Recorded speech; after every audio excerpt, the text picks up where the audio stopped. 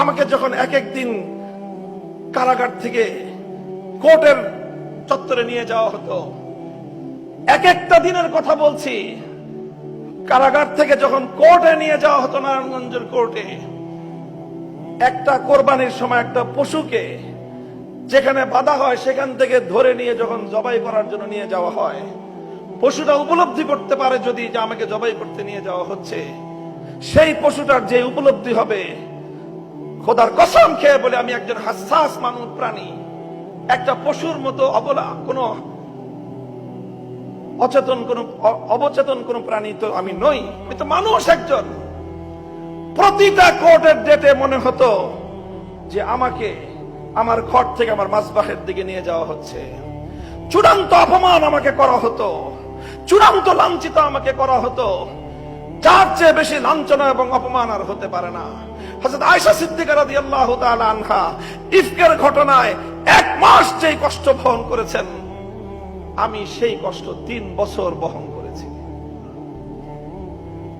আয়েশা রাদিয়াল্লাহু আনহাকে সাথে কোনো তুলনা করছি না, প্রশ্নই আসে না, আলাইয়াযু বিল্লাহ, উনি কোথায়, আমি কোথায়, বা আমরা কোথায়।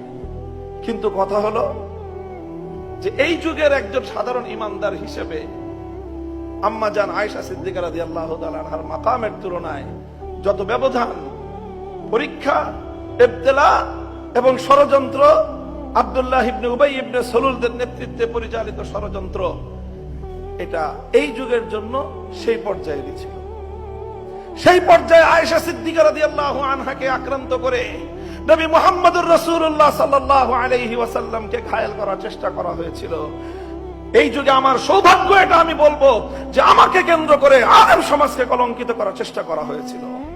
আল্লাহ পাক হযরত আয়েশা সিদ্দিকার বারাত জাহির করেছেন। ওই যুগে ওহীর দুয়ার ছিল, আল্লাহ পাক ওহীর মাধ্যমে আয়েশা সিদ্দিকার মাকাম অনুযায়ী করেছেন।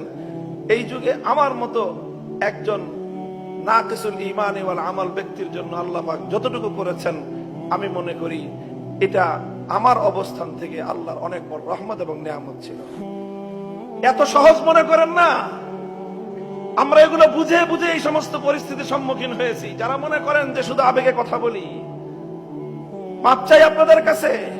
এতটা বোকা আমাদেরকে মনে করেন না যে না বুঝে কথা বলি।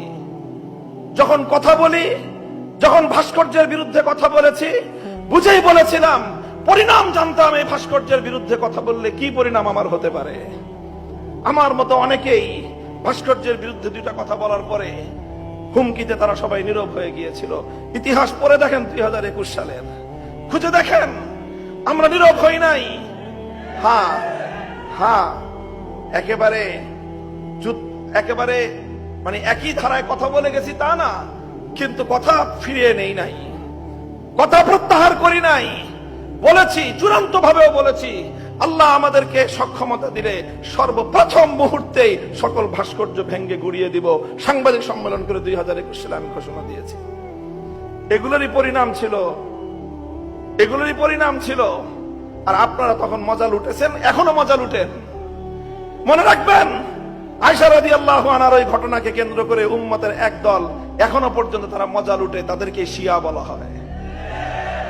শিয়ার বিরুদ্ধে কথা বলেন, অথচ শিয়াইয়াতের ধারক তাদের সেই আদর্শের উপরে নিজেদের প্রজন্ম পরিচালিত হচ্ছে, খবর নাই।